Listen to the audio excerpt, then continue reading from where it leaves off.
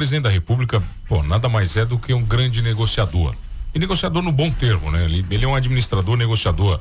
Você tem muita coisa para fazer, né? E negociar no Brasil, muitas vezes, é ter a sua flexibilidade moral, né, colocada em prática, né, cara? Você tá preparado para isso como presidente, cara? Eu acho que como brasileiro, um lugar onde a gente anda em cima de esgoto, onde a gente vê o erro pra lá e pra cá, a gente já vive nessa negociação diariamente. Você tem que olha só, você negocia sem saber com o assaltante, você nem vê a cara do assaltante. Quando você põe um filme no teu carro, ou quando você põe um muro na frente da tua casa, você já tá numa negociação. Você já tá avisando, ó, daqui você não pode pular, tá? Eu tô dificultando o seu trabalho. A gente permanentemente negocia com o absurdo. Se o cara tem uma pequena empresa e ela sabe que vai receber uma fiscalização, eventualmente de um fiscal picareta que vai querer tirar uma grana dele, você já sabe como se adaptar. Então nós somos muito adaptáveis. E a gente já está se adaptando com a maluquice. O que a gente não pode perder é a capacidade de indignação e o seu conjunto de valores. Então, se eu viro presidente da República, eu sei o que não é negociável e eu tenho que trabalhar, aí sim, para dobrar os adversários de modo a minha agenda vencer. Então eu não posso trair a minha agenda. Eu posso não conseguir entregar 100% dela e entregar 70%. Aí outra entrega 50%, outra entrega 80%. Mas eu tenho que sempre puxar pro nosso lado. Infelizmente a gente vive num país, tá, em que o presidente não manda nada. Nada. O presidente é um boneco. Ele é o cara que tem mais votos de todos. Ele é o único cara que é eleito de maneira majoritária. E ele manda menos do que o presidente do STF. E ele manda menos do que o presidente da Câmara e do Senado. Isso é uma bizarrice. Bizarrice. O Bolsonaro não mandava, o Lula não manda, o Temer já não mandava. E tá ainda pior, porque o STF manda muito mais do que ele mandava antes. E agora com o orçamento secreto, os deputados e os senadores mandam muito mais. Eles podem dar uma banana pro presidente. E aí o presidente ganha, e não é nem que ele negocia, ele não faz nada. Os petistas são muito fãs do Lula. O que o Lula fez nesse mandato? Qual foi a conquista do Lula? Pé de meia? Vou dar uma graninha pro sujeito ir pra escola. Pro cara ir pra escola. E não fazer, assim, não tem nada de desempenho, é só ir pra escola. Qual é a outra? Gás, vou dar um vale gás.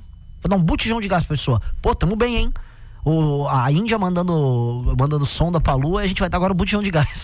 Tem um prefeito aqui perto aqui que meu pai conta, isso na década de 90 ali, ele ganhou porque tinha 700 eleitores e ele deu 500 botijões de gás. Verdade, cara, aqui do lado, aqui, na época aqui. Essa é a lógica. Essa era a história do Brasil. O Brasil hoje não pode ser que é um lugar muito pobre.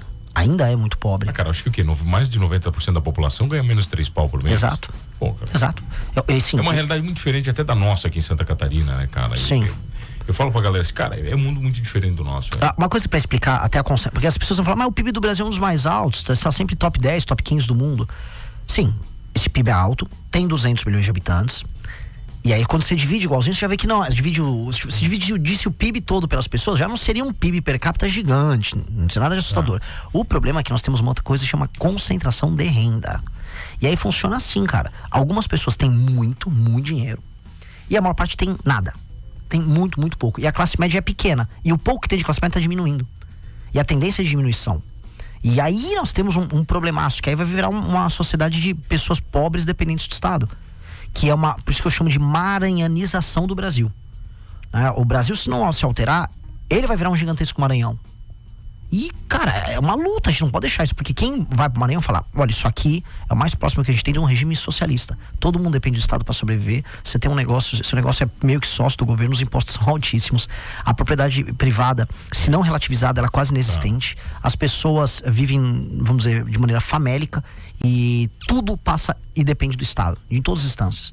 Tá, eu não quero viver nesse país. Esse é um país desesperado, só que tem muita concentração. Posso só alargar essa discussão? Tem uma cidade lá que eu visitei que chama Santo Antônio dos Lopes. Eu até fiz um vídeo legal comparando São Miguel do Oeste, aqui em Santa Catarina, com Santo Antônio dos Lopes. Por quê? O PIB per capita da cidade é 360 mil reais por ano. Ou seja, se eu dividir o PIB da cidade pelo número de habitantes, é 360 mil reais por ano. É 5 vezes maior do que São Miguel do Oeste, aqui em Santa Catarina. Pois bem, a cidade, ela é deplorável. Todo mundo é pobre. IDH 0565 por aí, que é uma IDH de nação da África subsaariana. Não tem esgoto, rua tudo esburacada, cachorro no meio da rua.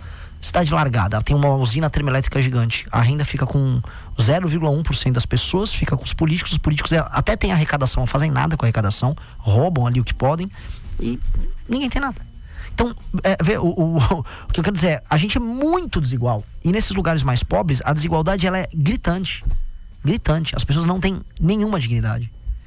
E o pior, as pessoas nem percebem que elas não têm dignidade. Mas quando você chega com o seu discurso, cara, que é muito ruptivo em muitas coisas que vocês falam, na verdade, para mim o discurso de vocês deveria ser todo o discurso. Todo político deve ter o mesmo discurso de vocês. Né? O resto, eu também acho. Né? De verdade, o resto é populismo. E não é puxando teu saco, é porque é o que a gente queria ouvir, né, cara, de verdade. Mas quando você chega com esse discurso lá em cima, esse cara te entende, velho, ou não? Puta, cara, eu vou te falar uma coisa que você vai ficar mais chocado. Foi o estado que eu fui mais bem recebido, Maranhão. Porque eles estão aguardando alguém, até a pessoa mais humilde, analfabeta, ela entende o que eu tô falando. Eu juro pra você, e não é papo não é papo populista. Porque eu tô chegando no cara, não é que eu tô falando, parabéns, homem bom, vou cuidar de você, vamos comer um cuscuz. Sabe aquele papo de... É nada, eu tô falando, você tá errado de vender teu voto político vagabundo aqui. Eu falo, o político vagabundo tá te roubando nisso, e você ainda tá votando nele. Sabe o show do Wesley Safadão que você achou que foi legal? Foi com dinheiro roubado, tá? Você tá errado de ir nesse show, e teu político é um ladrão. Eu fiz aquilo achando assim, eu só vou falar a verdade e dane-se. As pessoas lá, por favor, vem na minha cidade, por favor, fala do meu prefeito, por favor, vem na outra. Aí eu resolvi fazer uma turnê pelo Maranhão. Eu passei uns 8 dias no Maranhão, por aí. Tá, mas os prefeitos te receberam muito bem, então. Eles fugiram, né? Fugiram todos. Nenhum queria encontrar. E os caras achavam que era uma caravana do inferno, que cada cidade que eu chegava mostrava os problemas, e o prefeito saia tudo queimado lá. Foi um horror. Aqui, tem uma pergunta pra ti, que a Natália de São Leopoldo, no Rio Grande do Sul. A rádio vai pegar bem por lá, cara. Tá perguntando se você vai pro Rio Grande do Sul. Vai descer? Vou. Como é que tá? Como é que tá a agenda de... Vou, assim, o Rio Grande do Sul deve acontecer em maio pra junho, né? Maio pra junho, porque a gente vai pra Bahia antes, vai pra Espírito Santo antes. Vamos fazer Grande São Paulo, interior de São Paulo. Você conhece já todos os estados do Brasil, não? Falta, acho que o Acre, falta Roraima. O resto do Centro-Oeste, do Nordeste todo já fiz. Falta pouquinho na região norte. E aí eu vou gabaritar tudo. Faltava Maranhão, que eu não tinha feito. Mas o Rio Grande do Sul é bem importante. Até porque o Rio Grande do Sul é um estado que não está numa situação boa. Definitivamente não está. E vou mostrar coisas boas, que é o que eu tô fazendo. Eu vou mostrar coisa boa e coisa ruim. Que em Santa Catarina, por mais que seja um estado que esteja bem acima da média do Brasil, eu também mostrei problemas. O que você mostra de grandes problemas aqui de Santa Catarina? Eu vou dar um exemplo. Aqui tem um problema claro de as cidades não estarem prontas para se adaptar a uma migração que está vindo de outros lugares e problemas sociais que a gente está acostumado a ver lá em São Paulo e no Rio de Janeiro. Favelização, formação de Cracolândia, destruição de uma sociedade baseada em confiança. O caso de vocês é um caso que tá chocando as pessoas, porque vocês viviam uma sociedade de muro baixo nas casas, de deixar o carro às vezes com o vidro aberto. Deixar a chave dentro do carro, pô, imagina. Essa era a sociedade de vocês. E isso está mudando. Até Criciúma era assim, cara. Sim. Tinha 200 mil habitantes e era assim. Exato. Isso está mudando e vocês não estão querendo mudar. E a real vocês não têm que mudar, porque vocês estão certo. A norma tinha que ser isso. A norma tinha que ser sua Criciúma, sei lá, 10 anos atrás. E não a norma ser São Paulo, que você vive num terror. E aí, por quê? Aqui a gente está crescendo economicamente, então pessoas estão vindo de fora, o governo federal está fazendo linha aérea, rolou lá no oeste no oeste aqui de Santa Catarina, linha aérea Roraima para trazer venezuelano para cá pro estado. Por quê? E aí, como lidar com isso? Então, essa coisa de lidar com um problema que não existia, a destruição da sociedade baseada em confiança, é o problema que choca todo mundo. A segunda coisa, a falta de infraestrutura, que é decorrente do problema do impacto federativo. O dinheiro de vocês não fica aqui em Santa Catarina. Então, vocês ficam, né, sem infra, vocês produzem muito, só que a estrada é uma desgraça. Pô, isso é doentio. É um problema do Paraná. O Paraná é um baita estado, é o 4º PIB brasileiro.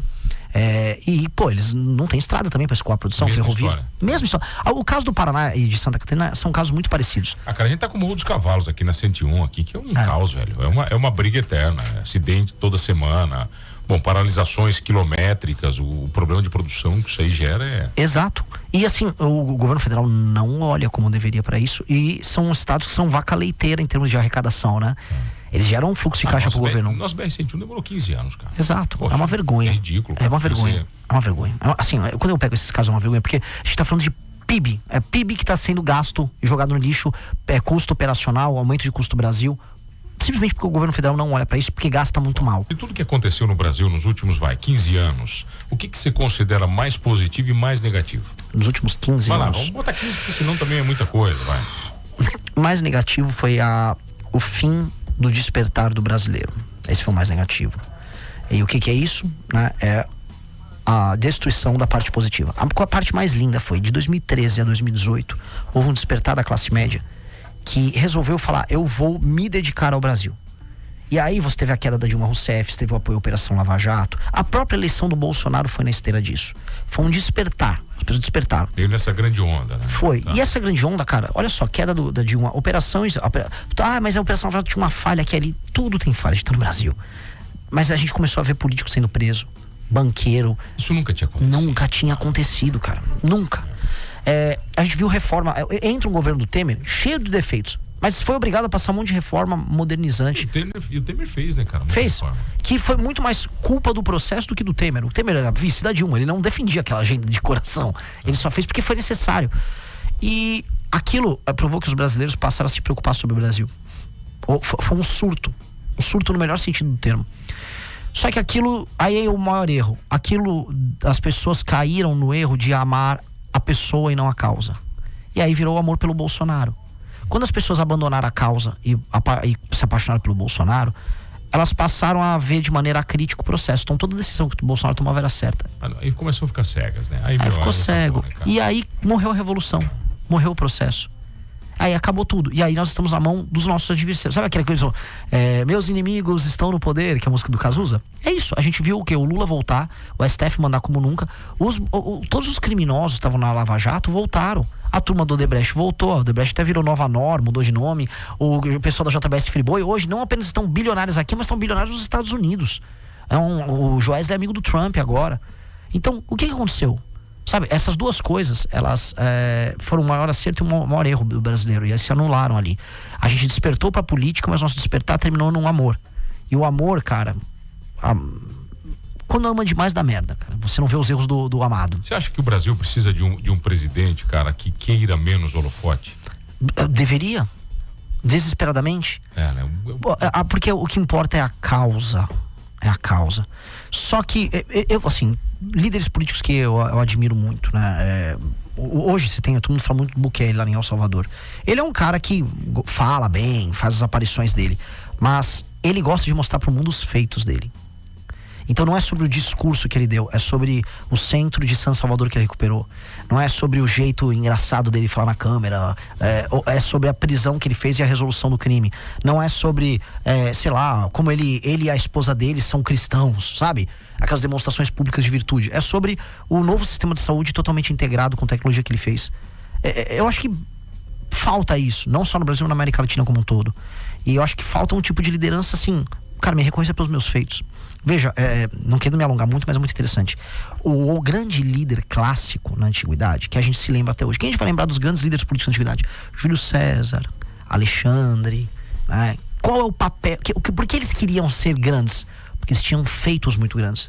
Todos os homens da antiguidade queriam conquistar uma batalha maior do que o era conquista, era colocar o nome na história por ter feito algo. Todas as famílias romanas, as famílias tradicionais, queriam ver os seus filhos, netos, bisnetos terem um triunfo em Roma. E você só ganhava um triunfo em Roma quando o Senado reconhecia que você fez um feito glorioso. Então todo mundo queria fazer algo grande por Roma e ser reconhecido como o seu triunfo. No Brasil você tem o triunfo, mas você não tem o feito. Todo político quer ser popular, quer ser famoso, quer ter dinheiro, quer sair com mulher bonita, quer aparecer na câmera, quer gravar vídeo, quer chorar pra câmera, mas não quer fazer nada. Aí eles são amados porque sim, porque são carismáticos. Poxa, vamos voltar, vamos olhar pro passado. Roma administrava a própria política há mais de 2000 anos atrás, melhor do que a gente. Porque o político, ele tinha que ter um feito grande. E os nossos políticos não têm feito nenhum. Ô Renan, e o profissionalismo político, cara? Porque pra mim, velho, né, pra você ser qualquer coisa, você tem que se tornar profissional. A única coisa que você não tem que ser profissional é ser político. Essa história da democracia pra eleição, pra mim, isso aí não cola, cara. Pra mim isso aí não dá, velho. Olha, eu estou apaixonado pelo senhor, tá? Com todo respeito, porque o problema da democracia é esse mesmo. Velho, e a gente fica assim, viva a democracia. O lance é o seguinte, o que é a parte boa da democracia? A alternância de poder. A gente estava falando agora há pouco em Cuba, essas coisas. Lá não tem alternância. Se você cai num governo ruim, você tá ferrado geracionalmente, né? Quantas gerações de cubanos já não se ferraram por causa do regime? Então, a beleza da democracia é a alternância de poder.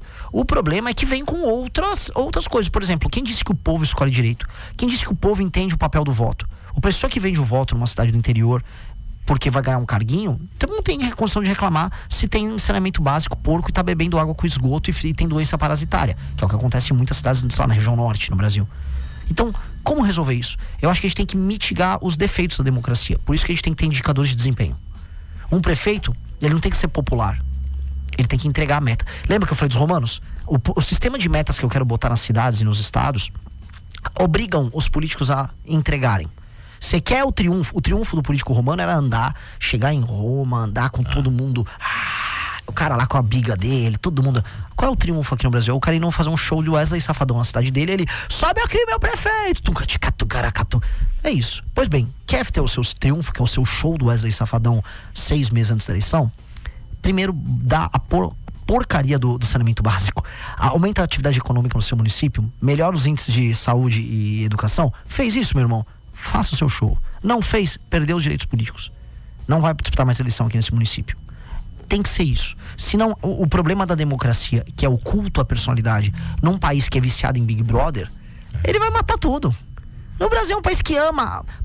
Um exemplo, vai. O Brasil ama o balaio. A gente ama fofoca. Exato. A gente ama isso. Eu vou dar um exemplo. Quais que são os políticos hoje mais populares do Brasil em redes sociais? A Erika Hilton, o Nicolas, Cleitinho. O que eles fizeram? É um absurdo eu falar isso aqui. O que eles fizeram? A pessoa de esquerda, imagina, a Erika é uma diva que tá. O que a Erika fez? O que o Nicolas fez? Não, o Nicolas ele tá acordando o Brasil. O que o Nicolas fez? Ah, não, mas o Cleitinho, o que o Cleitinho fez? Eles só são celebridades, as pessoas amam eles. As pessoas gostam deles e votam neles porque gostam deles. Pô, o político ele tem que ter entrega. Mas você não vai conseguir voto só falando isso, cara.